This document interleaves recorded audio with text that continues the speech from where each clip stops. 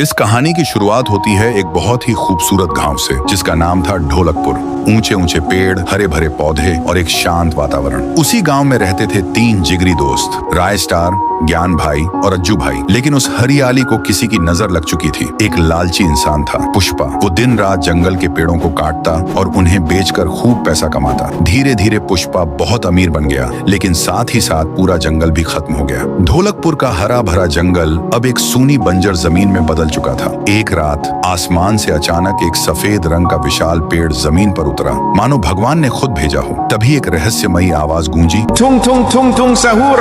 और वो पेड़ एक इंसान में बदल गया। लेकिन वो आम इंसान नहीं था, उसका शरीर लकड़ी जैसा था। उसने एक मंत्र बोला और देखते ही देखते बंजर धरती पर फिर से हरियाली लौट आई। पूरा जंगल रातों रात फिर से जिंदा हो गया। सुबह गांव वालों की नींद खुली तो देखा चारों तरफ हरियाली थी। हर कोई खुश था, लेकिन पुष्पा की लालच अब भी खत्म नहीं हुई थी। जब पुष्पा को खबर मिली कि जंगल फिर से लौट आया है, उसने अपने पूरे गैंग को इकट्ठा किया और कहा, आज रात हम सब अमीर बनने वाले हैं। रात होते ही वो लोग बड़ी बड़ी गाड़ियों में जंगल की ओर निकल पड़े। उसी रात स्टार अपने दोस्तों ज्ञान और अज्जू के साथ घूमने निकला। तीनों कार में थे। जैसे ही कार आगे बढ़ती है, सामने से पुष्पा अपना मॉन्स्टर ट्रक लेकर आता है और टकरा जाता है। जोरदार क्रैश होता है, कार पलट जाती है। राय स्टार जमीन पर गिरता है और बेहोश हो जाता है। ज्ञान और अज्जू बच जाते हैं और तुरंत उसे हॉस्पिटल ले जाते हैं। डॉक्टर ने काफी देर तक चेक किया और कहा, सॉरी, तुम्हारा दोस्त अब नहीं बच सकता। अज्जू और ज्ञान रो पड़े। उन्होंने डॉक्टर से गुजारिश की, कुछ तो करो डॉक्टर साहब। डॉक्टर ने कहा, एक रास्ता है। तुम्हारे गांव के जंगल में एक लाल रंग की जादुई जड़ी बूटी मिलती है। अगर तुम ला सको तो शायद मैं तुम्हारे दोस्त की जान बचा पाऊं। दोनों दोस्त बिना वक्त गवाए जंगल की ओर निकल पड़े। दूसरी तरफ पुष्पा और उसके आदमी जंगल में पेड़ काट रहे थे। तभी उन्होंने उस सफेद पेड़ को देखा। सब खुशी से झूम उठे,